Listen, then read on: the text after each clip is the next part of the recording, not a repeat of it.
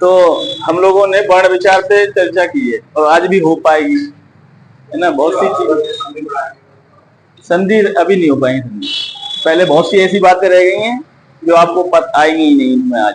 ठीक है, संधि शुरू करेंगे एक आध दिन में, पहले ये खत्म तो हो ले। तो देखिए वर्ण विचार में हमने बात की, स्वर पे बात की, व्यंजन पे बात की, अयोगवा पे बात की। ठीक है, वर्ण विचार के अंतर्गत बहुत सी चीजें ऐसी आती हैं जो आपके पेपर में आती हैं लेकिन कुछ लोग नहीं पढ़ाते हैं या पढ़ते हैं या पुस्तकों में नहीं दी होती, प्रश्न बनते हैं। वो कैसे प्रश्न बनते हैं उन पर आज चर्चा करते हैं। ठीक है, देखिए सबसे पहले हमने बात की है वर्ण विचार में स्वर पे। स्वर का वर्गीकरण किया 6-7 प्रकार से, सबको पता है। ठीक है, और उसके बाद हमने किया व्यंजन पे। व्यंजन में भी हमने कई तरीके से 6-7 प्रकार से वर्गीकरण किया है। एक तो अध्ययन की सरलता हेतु, दूसरा घोष के आधार पर, हाँ प्राणवायु के आधार पर, उसके बाद प्राणवायु के बाद हमने किया उच्चारण के आधार पर, हाँ वो अन्य भेदों में मान लीजिए। उसके बाद उच्चारण स्थान के आधार पर, फिर हमने बताया अन्य वर्ण जो होते हैं कभी कभी उनसे पूछ लिया जाता है, वर्त से वर्ण पूछा जाता है। वर्त से वर्ण में हमने ना, सारा, ला और जा जो है जिसपे नुक्ता चिन्ह लगा होता है, जा, वो वर्ण भी आपका किसमें आता है, वर्त से वर्ण में आता है। वर्त से हमने क्या बताया, यह बताया कि जहां दंत और मसूड़ा है ना के जो भाग को, मध्य भाग को जहां जिह्वा स्पर्श करे उसे हम क्या कहते हैं, वर्त से कहते हैं।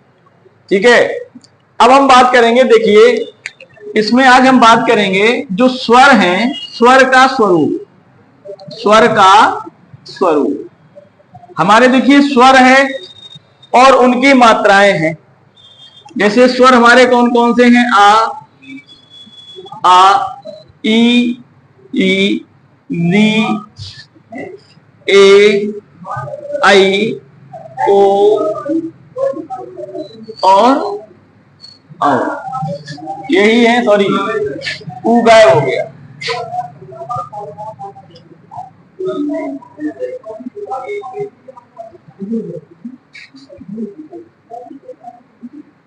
ठीक है, ये है हमारे कितने स्वर हैं, 11 स्वर हैं।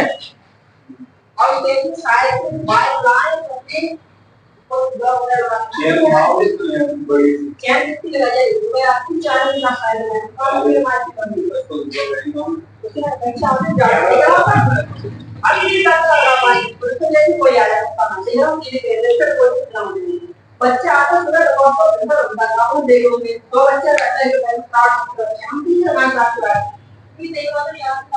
सर आज पहले बच्चे को बताया मां कल देखो 3 नंबर लगाया तो लाइए आपको थोड़ा एक तो इससे देखिए है आराम से ध्यान रखो क्या देखो तो तरह बदल है वो कौन है वो 2 साल से 3 चीज पर हो गया तीसरी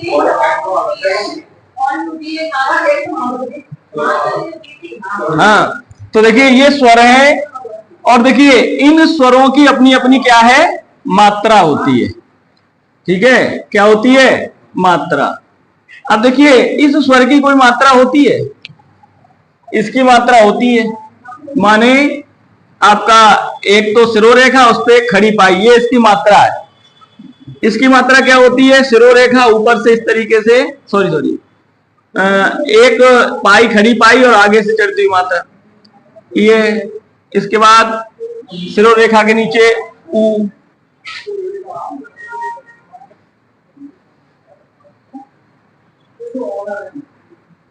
दो मात्राएं इस तरीके से, खड़ी पाई और एक मात्रा। ठीक है, अब देखिए इसकी कोई मात्रा नहीं होती, इस पे इस तरीके से सिरोरेखा रहती है, इसकी कोई मात्रा नहीं होती। ठीक है, और न देखने को मिलेगी। तो इसलिए अगर हम बात करें कि देखने के रूप में अगर हम देखें तो वैसे तो 11 स्वर है, मात्रा की बात करें तो कितनी मात्राएं हैं, केवल 10 मात्राएं हैं। मात्राएं कितनी है, 10 मात्राएं हैं। यह आपका कैसा स्वर माना जाता है, उदासीन स्वर माना जाता है। कैसा स्वर है ये भैया, उदासीन स्वर है। ठीक है, अब देखिए बात कर ली हमने हृस्व आ की, किसकी बात कर ली, हृस्व आ की बात कर ली। अब देखिए, अब बात ये तो हमने, जैसे कभी कभी पूछा जाता है कौन सा उदासीन स्वर है, इस प्रकार से कोई प्रश्न बन जाए। अब अगली जो बात, अगला जो प्रश्न बनता है वो बनता है, हम बात करते हैं, जैसे कभी प्रश्न बन जाए कि जो व्यंजन होते हैं, व्यंजन आपके जो जितने व्यंजन वर्ण हैं, उन सभी व्यंजन वर्णों की कभी कभी क्या कर लेता है, मात्रा पूछ लेता है, कितनी मात्राएं हैं इस शब्द में, कितनी मात्राएं हैं, या पूछ लेता है कभी कभी कि इस शब्द में कितने वर्ण हैं। ठीक है, अब हम पहले आपको व्यंजनों का वर्गीकरण बताएंगे, उसके बाद उसकी मात्रा की बात करेंगे। देखिए, व्यंजनों का वर्गीकरण,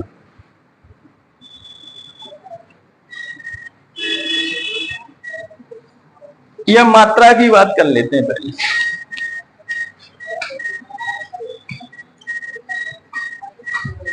ठीक है, जैसे हमने एक शब्द लिया सरल, सरल शब्द लिया, ठीक है, और मात्रा लिख लो और वर्ण लिख लो, शब्दों में मात्रा और वर्ण। एक हमने शब्द लिख लिया सरल।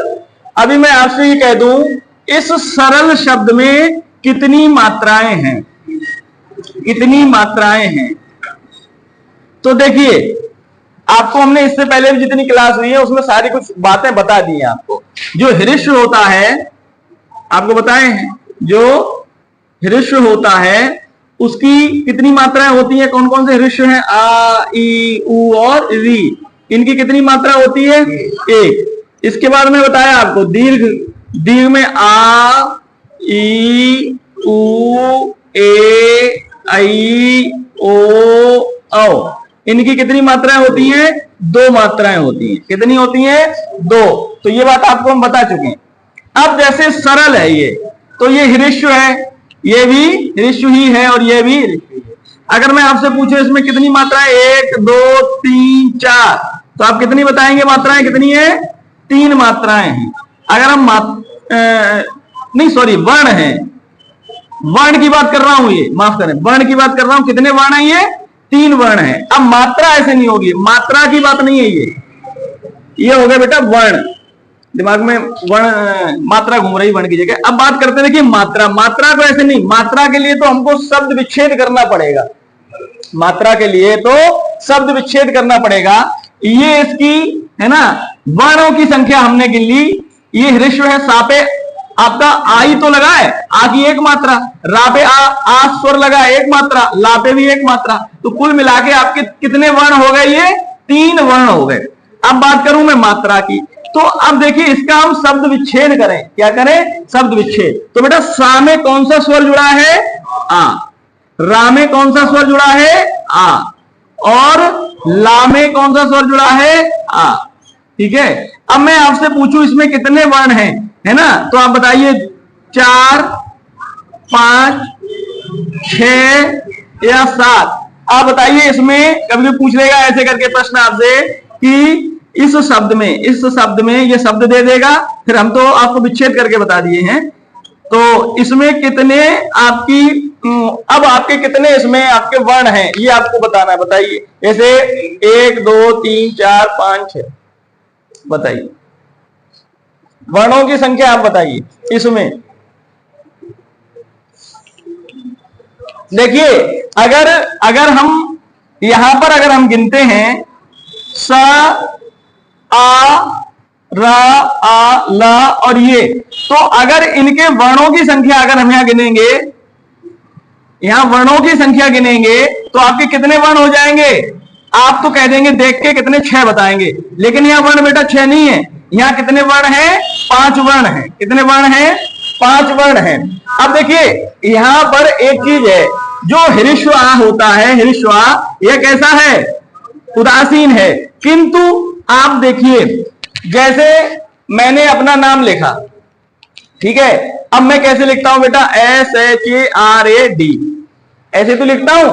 तो इंग्लिश में हम देखते हैं कि ये जो आपने ए लिया और यहां पे भी ए लिया, लेकिन यहां तो आपका ये शाह और रा कैसा है, हृस्व ही तो है, फिर भी हमने क्या लिया बेटा, ए लिया, लेकिन लास्ट वाले में ए लिया कहीं नहीं लिया। माने जो आपका हृस्व है वो अगर अंतिम स्वर है, हृस्व आपका अंतिम स्वर है। नोट करना है यहां पर यह बात कि ऋस्व आ अंतिम स्वर होने पर वह वर्ण में नहीं गिना जाएगा। ठीक है, अगर आपका क्या है, जो अंतिम स्वर ह्रस्व है। अब अगर आपको यहां लिख लिया सरल, अब देखिए, अब हम यहां सरल की जगह आप और कुछ भी शब्द ले लें, जैसे ले लें शारदा। क्या ले लिया आपने शब्द? शारदा ले लिया, शारदी ले लें, ठीक है, शारदा शारदी कुछ भी ले लें। अब देखिए यहां आप गिनेंगे तो शा, दीर्घ आ, रा, ह्रस्व आ, दा और दीर्घ आ। अब वर्णों को गिनेंगे बेटा, अब वर्णों को गिनेंगे तो आप देख रहे हैं 1 2 3 4 5 6, तो यहां वर्णों की संख्या कितनी हो जाएगी?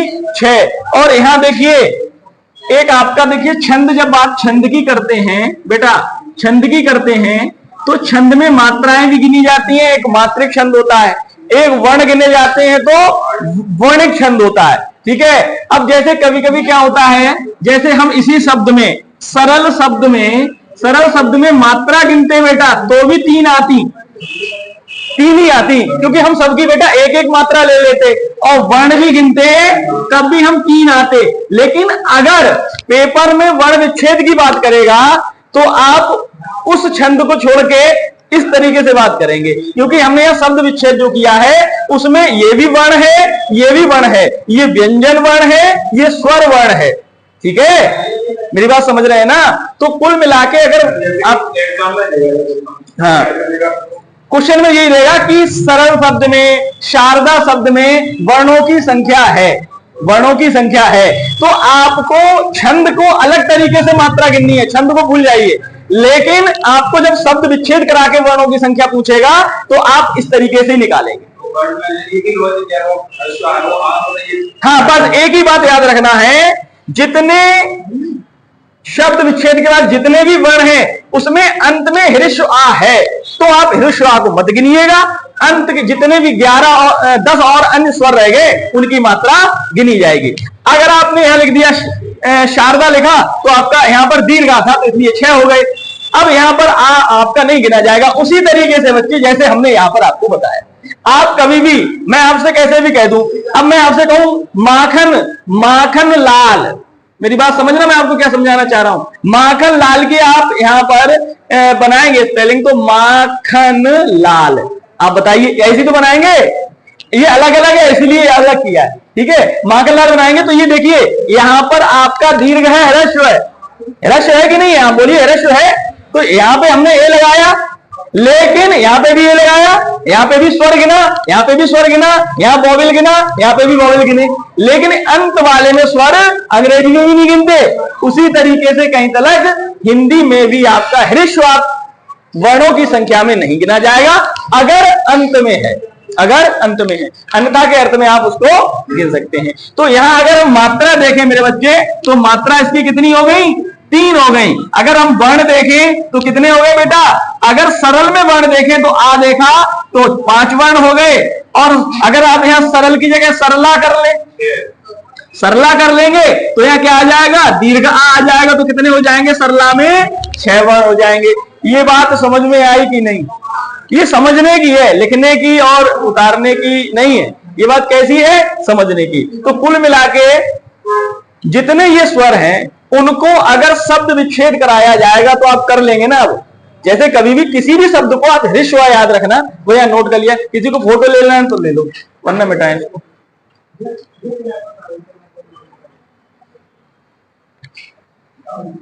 आज बहुत सी बातें हैं बताने को, वो खत्म कर लेते हैं फिर देखते हैं।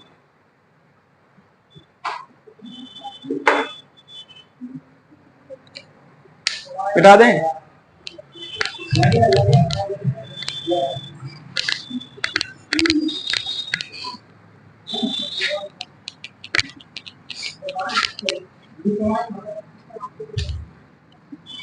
अब देखिए एक चीज है, एक चीज आपने पढ़ी भी होगी, नहीं पढ़ी है तो पढ़ते हैं। जैसे अगला हमारा जो बिंदु है, व्यंजनों को व्यंजनों को स्वर रहित करना, स्वर रहित करना। देखिए व्यंजन वर्ण जो है उनको स्वर रहित करना, हमने आपको बताया ही व्यंजन वर्ण बिना स्वर के सहायता के उच्चारित हो ही नहीं सकते। सिर्फ उन व्यंजनों को बगैर स्वर के क्या किया जा सकता है, प्रयत्न किया जा सकता है, प्रयास कर सकते हैं बोलने का। जैसे हम का बोले लेकिन स्वर मत लगाना, प्रयास करते रहो, स्वर लगेगा तभी उच्चारित होगा।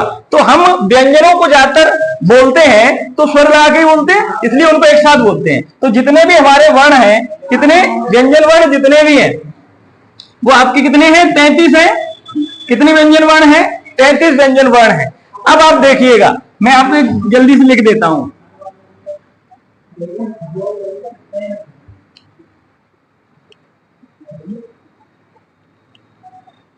यहाँ ट ठ ड ढ ण त थ द ध न प फ ब भ म य र ल व श स स ह।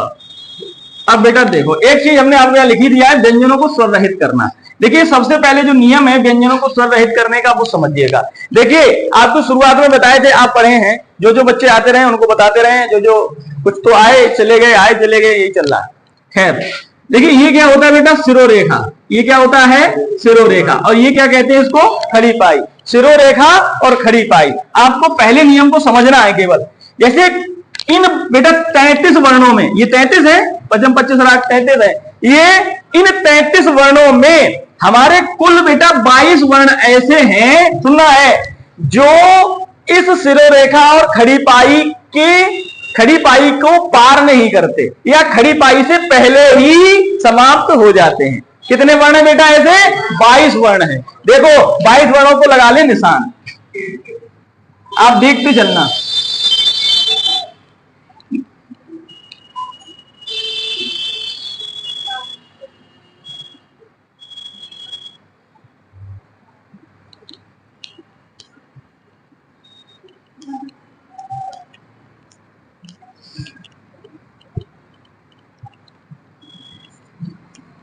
कितने हैं, 1 2 3 4 5 6 7 8 9 9 ये रह गए।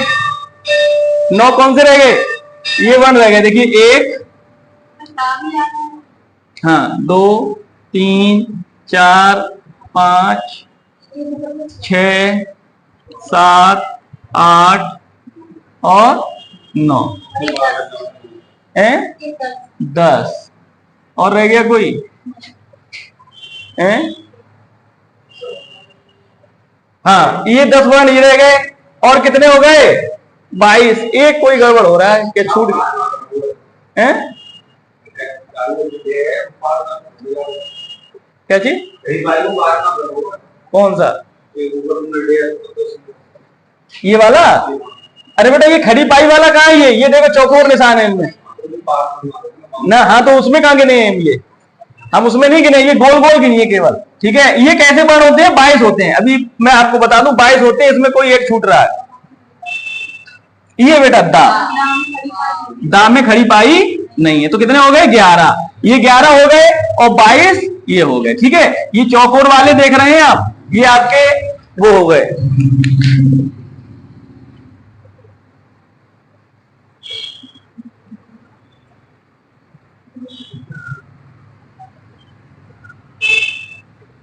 बेटा गिनना कितने हो गए, ये 11 होने चाहिए, 11 हैं। गिन ही नहीं रहे, बैठे हो देख रहे हो हमारी तरफ। 1 2 3 4 5 6 7 और 10 11, ठीक है। और ये 22, तो कुल मिला के अब एक बात सुनना है, जो बेटा 22 वर्ण हैं, कुल मिला के जो 22 वर्ण हैं, इनकी ये खड़ी पाई को पार नहीं करते। तो इनको क्या किया जाता है, ऐसे इन 22 कौन से, बे व्यंजन वर्ण, ऐसे लिख दे रहा हूं पूरी कहानी। बे व्यंजन वर्ण जो खड़ी पाई हाँ को पार करके नहीं लिखे जाते ऐसे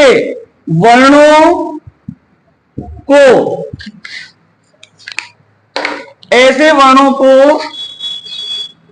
स्वर रहित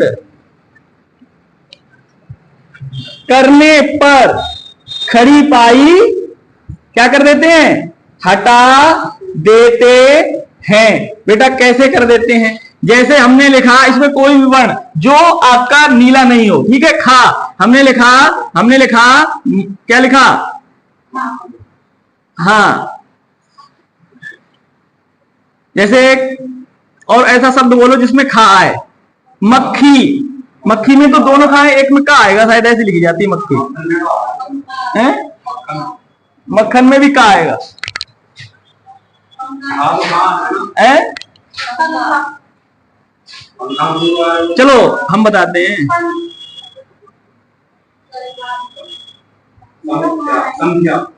संख्या, शाबाश,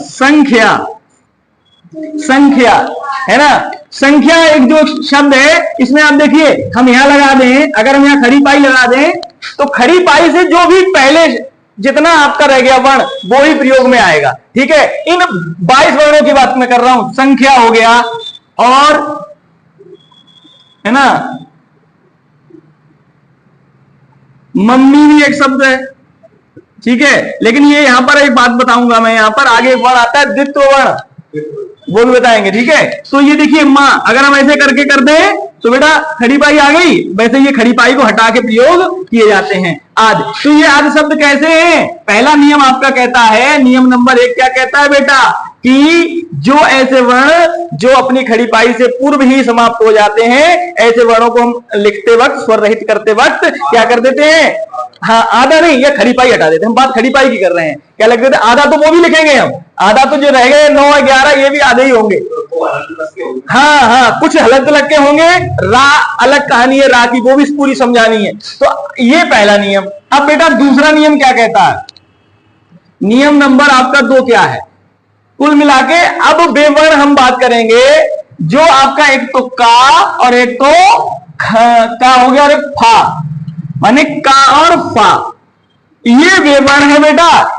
जो क्या करते हैं? खड़ी पाई भी है, लेकिन ये बेवर्ण है, खड़ी पाई भी है, लेकिन ये खड़ी पाई को पार कर जाते हैं। खड़ी पाई को, ये बे 2 वर्ण है जो खड़ी पाई को क्या कर जाते हैं? पार कर जाते हैं। तो इन वर्णों की क्या कहानी है? कि ऐसे वर्ण जो खड़ी पाई को पार कर जाते हैं, तो पार किए हुए भाग का आधा भाग हम प्रयोग में लाते हैं। जैसे बेटा आपको ये समझ लेना है, जैसे आधा भाग है ना,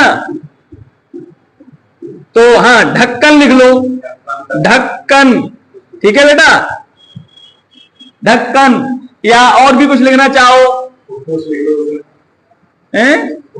हाँ, फुफ्फुस। मेरी बात समझ पा रहे हैं मेरे बच्चे? तो आप क्या करते हैं? इन वर्णों में क्या करते हैं? आप जो आधे जो वर्ण है ना, उनका जो आधा हिस्सा लिख के लिखते हैं, जो पार कर गया है हिस्सा खड़ी पाई को, उसका आधा करके लिखते हैं। या इसको समझ लीजिए, या मैं वैसी भाषा फिर बना दूंगा। भाषा बना दो, लो बना दे रहे हैं। क्या कहेंगे बेटा इसमें? कि बे व्यंजन वर्ण जो वे व्यंजन वर्ण जो खड़ी जो खड़ी पाई को पार करके लिखे जाते हैं, उन्हें स्वर रहित, बेटा उन्हें स्वर रहित करते वक्त पार किए भाग का आधा भाग प्रयोग में लाते हैं। हाँ बेटा, का और बस। तो ठीक है। तो कुल मिला के कैसे बेटा आपने बताया था, क्या बताया था अभी? ढक्कन, मक्का, कुछ भी लो, ठीक है। इसमें ये बार बार जो प्रयोग हो रहा है ना, ढक्कन है, मक्का है, माने अभी बताएंगे, पहले वहां पे आए तब बताएंगे, ठीक है। और भी आपने बताया था कौन सा? फुफ्फुस, फुफ्फुस। ठीक है, तो ये ऐसे ऐसे वर्ण हैं, ठीक है, जिनको हम खड़ी पाई बात आधा लिखते हैं। अब कितने ये हो गए 22 और 24, अब कितने बचे 9। अब वे 9 वर्ण हैं, इनको फोटो ले लो।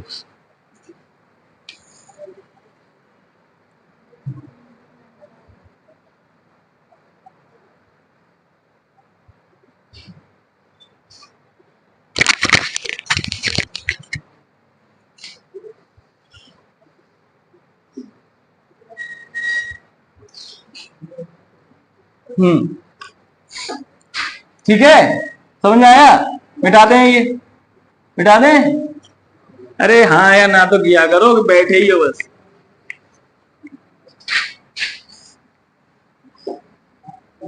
हाँ, तो देखिए बेटा जी, अब अगली जो कहानी है वो किस वर्ण की है? शेष रह गए और अन्य कितने? 9 वर्ण। कौन कौन से हैं बेटा? तो देखो, का और था को छोड़ के बोलते जाऊंगा, ठीक है।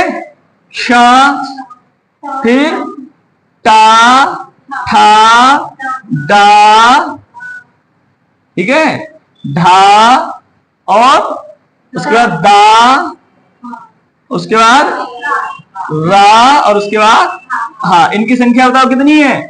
9। ये बेवर्ण है। अब इनको समझो, इनकी कहानी अलग है मेरे बच्चे, इनकी इन महाशय की कहानी अलग है। इनमें हम अभी चर्चा जो करेंगे वो किस पे करेंगे? इन 8 वर्णों पे करेंगे। किस पे? इन 8 वर्णों पे, ठीक है। रा को छोड़ देंगे, अभी रा को क्या कर देंगे बेटा? छोड़ देंगे, ठीक है। कुल मिला के कौन कौन से वर्ण पे चर्चा करेंगे? अंगा, छा, ठीक है, और ये। अब देखिए, ये जो जितने वर्ण हैं इनमें खड़ी पाई नहीं है। इनमें जितने भी वर्ण है ये 9, इनमें खड़ी पाई नहीं है। ये कोई खड़ी पाई थोड़ी नहीं होती है। खड़ी पाई कितनी होती है ये? तो इनमें खड़ी पाई नहीं है। ये वे वर्ण है जो खड़ी पाई जिनमें नहीं होती है। बिना खड़ी पाई वाले, बिना खड़ी पाई वाले वर्ण, या हम इसको कह देते हैं बेटा, इनको दूसरा नाम दे देते हैं गोल वर्ण।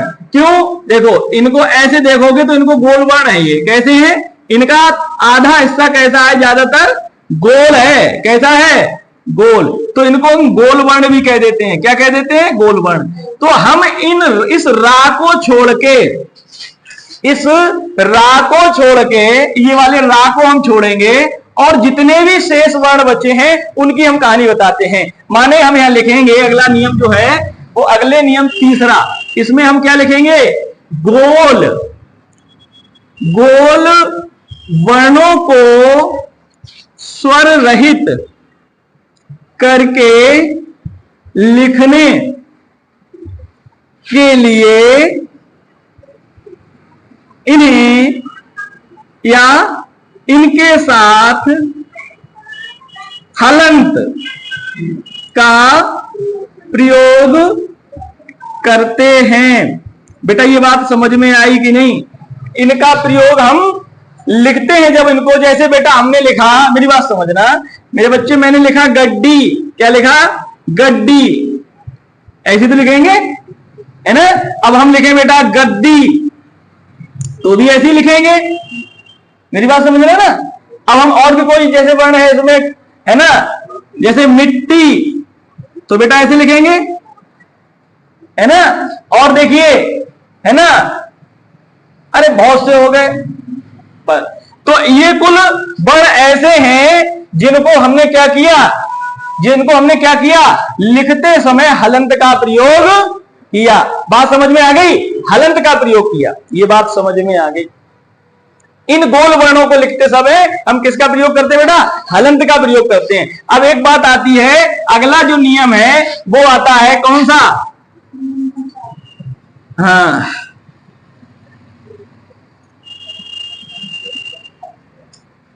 अब नियम नंबर है 4। 1 मिनट भैया रुक जाओ।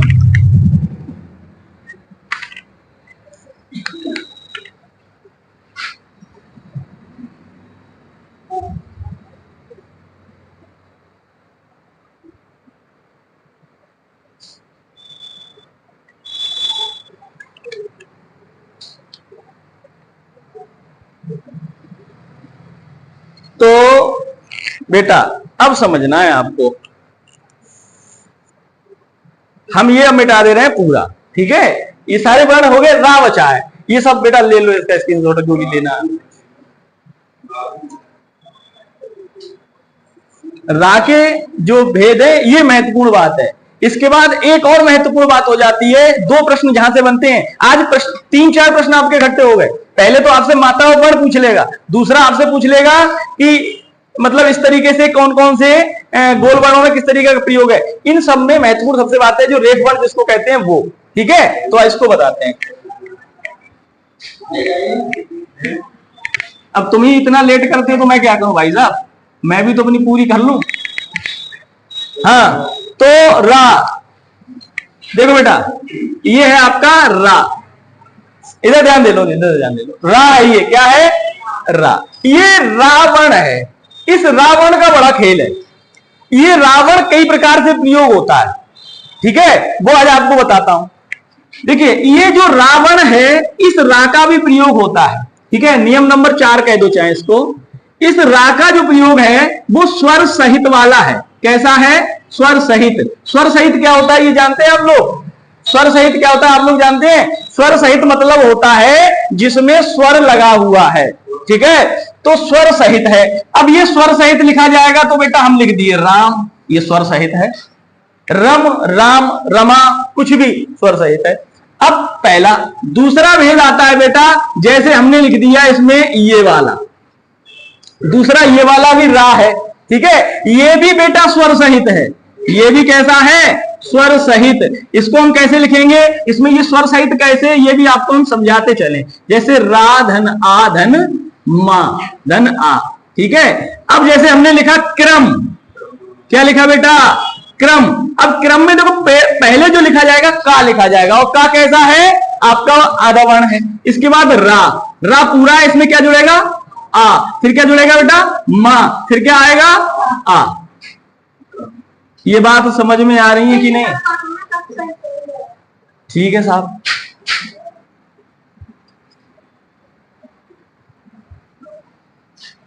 ठीक है बेटा। हाँ, ये बात स्वर सहित वाली समझ रहे हो? अब क्या होती है कहानी, ये तो लगता है, ये सब पे लगता है। जैसे आपने क्रम पे लगा लिया, ध्रम पे लगा लिया, है ना। अब आप ड्रम पे लगाओगे, किस पे लगाओगे, ड्रम। लेकिन ये जो गोल वर्ण वाली कहानी है, ऐसे जैसे या आप ऐसे करके लिख देते ना, ऐसे, इसमें ये वाली लगता है। एक रा ये भी होता है, ये भी रा तो होता है, कहीं देखे हो नहीं? ये गोल वर्णों पे लगेगा, जो मैंने गोल वर्ण बताए, टा, डा, ढा, है ना, इन सब पे लगेगा। लेकिन एक बात आपको मैं बताऊं, ये जो है ये तो वही है जो ये है, समझ रहा है ये बात? ये जो क्या है, ये तो वही रा है, ये जो है। और ये क्या है, ये बेटा हलंत है। ये क्या है, हलंत। और ये क्या है, रा है। ये हलंत है क्योंकि गोल वर्णों में क्या लगता है हमेशा, हलंत, इसलिए आपको ये ऐसा लग जाता है, ठीक है। ये हलंत है और ये क्या है, ये रा है। तो ये रा कैसा, ये भी स्वर सहित है। ये भी बेटा कैसा है, स्वर सहित है। मेरी बात समझ गए? ये भी कैसा है, स्वर सहित है। तो जैसे हमने आपको लिख लिया, यहां क्या लिख दिया, ट्रक। क्या लिख दिया बेटा, ट्रक। तो टा, हाँ, रा, आ, का और आ, तो कुल मिला के ये जो कहानी है तो ये हो गई। समझ में आ रहा है आपको कि नहीं? ये चीजें कुछ समझ में आ रही हैं? तो ये हलंत है। एक अगला और भेद है जिसको ही नाम दिया गया है मेरे बच्चे, रेफ। इसे ही क्या कहते हैं, रेफ कहते हैं। इसे ही क्या कहते हैं, रेफ कहा जाता है। इसको आप उड़ंतू रा भी कह देते हैं, कभी पढ़ाते वक्त बताते वक्त कहते हैं रा उड़ाओ। अब एक बात और जान लीजिए, ये देखिए, ये जो खड़ी पाई के नीचे लिखे गए हैं ये हमेशा कैसे माने जाएंगे, स्वर सहित। देखो यहाँ पे भी खड़ी पाई के नीचे, यहाँ पे भी खड़ी पाई के नीचे, ये भी कैसा है, सॉरी खड़ी पाई बोल रहे हैं इसको, सिरोरेखा। सिरोरेखा के नीचे, ये भी सिरोरेखा के नीचे, ये भी सिरोरेखा के नीचे। लेकिन ये कैसा है, सिरोरेखा के ऊपर। तो सिरोरेखा के नीचे है वो पूरा वर्ण है, पूरा रा है, और जो सिरोरेखा के ऊपर है वो आधा रा है। अब इसमें बेटा प्रयोग कैसे होता है, ये आपका रेफ है, ये स्वर रहित है। ये कैसा है, स्वर रहित। स्वर रहित माने आधा है या स्वर इसके साथ नहीं है। इसमें ऐसा कैसे लिखा जाता है, ये लिखा जाता है बेटा मर्म। क्या लिखा, मर्म। अब जो वर्ण स्वर सहित है, मेरी बात समझना, जैसे हमारे यहां स्वर सहित है तो का पहले आया, लेकिन स्वर रहित में रा पहले आएगा। जैसे मां पे रा चढ़ा है तो मां से पूर्व रा आएगा, पूर्व माने पहले रा आएगा, तो हमने लिखेंगे तो मां धन आ। अब ये वाला रा है, इसके बाद रा फिर मां फिर आ। अब ये जो रा आधा है, क्योंकि इसके बाद स्वर तो है ही नहीं, तो ये अगले वाले पे जाके लगेगा। आशीर्वाद आप लोग लिखते हैं ना, आशीर्वाद, कभी लोग आप लोग गलती कर देते हैं, इसमें गलती मत करिए, इसमें आरसीवाद हो जाएगा, ये क्या हो जाएगा, आरसी। याद रखिएगा, याद रखिएगा, जैसे आशीर, जैसे कभी भी इन आधे वर्णों को पूरा वर्ण मान के लिखिए। आशीर आ रहा है कि आरसी आ रहा है, आशीर आ रहा है, तो आशीर शाह के बाद रहा आया तो आप क्या लिखें, अगले वाले पे चढ़ा दो, जिसके बाद आ रहा है उसके ही वाले पे चढ़ाना है। आशीर्वाद, तो ये बा पे चढ़ेगा बेटा, किस पे चढ़ेगा, बा पे। तो ऐसे ही प्रयोग में आते हैं। तो मर्म कैसा है, ये स्वर रहित है, रा इसमें कैसा है।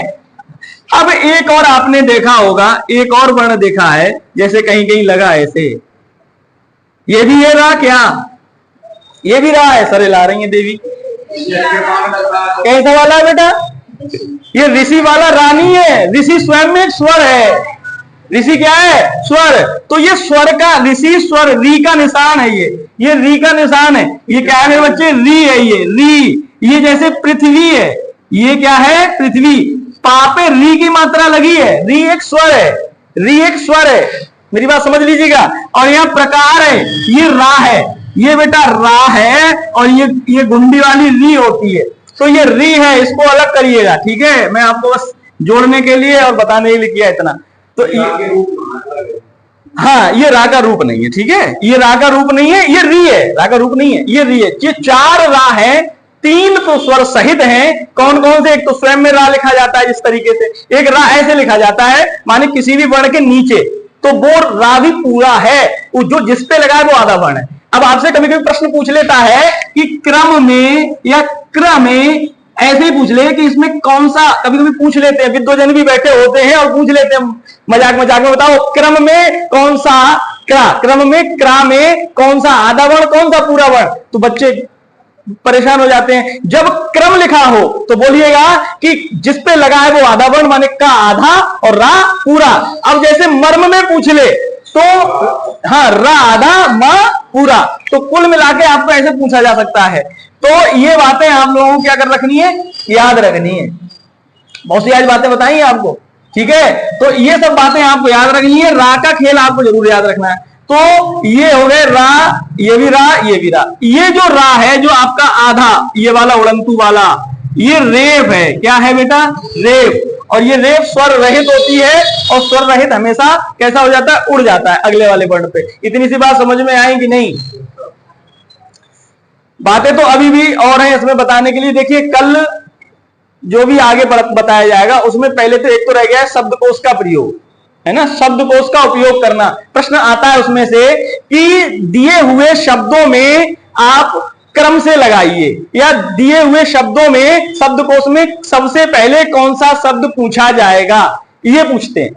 शब्दकोश में जब आपको हिंदी शब्दकोश को देखना आएगा, या आपको ये पता होगा कि कौन सा वर्ण पहले आता है हिंदी शब्दकोश में, तभी आप उस शब्दकोश को जान पाएंगे। तो आपको मैं अब कल बताऊंगा क्या बात, कि हिंदी शब्दकोश का प्रयोग किस पद्धति के आधार पर, किस पद्धति के अनुसार होता है, वो आपको कल डिक्शनरी भी ले आऊंगा, वो भी दिखा दूंगा और वो भी बता दूंगा। मेरी बात समझ में आ रही है। तो कल इतनी सी बात बता के कल आपकी संधि की भी शुरुआत करेंगे, अगर समय रह जाता है तो कल से होगी। आज जो वर्ण वाला है वो खत्म करेंगे। देखिए एक और चीज जाते जाते समझ जाओ, कहीं कहीं फिर बीच में अभी याद आ रहा है, द्वित्व वर्ण। बेटा कौन सा वर्ण है ये, द्वित्व वर्ण। द्वित्व वर्ण कौन से होते हैं, याद रखिएगा। किसी भी शब्द में जब कोई प्रयोग ऐसे, जैसे दिल्ली, बेटा ये दिल्ली लिखा, ठीक है, हमने कक्का लिखा, ठीक है, हमने मग्गी लिखी, मग्गा लिखा, ठीक है, ये जो वर्ण है इनमें एक वर्ण आधा स्वर रहित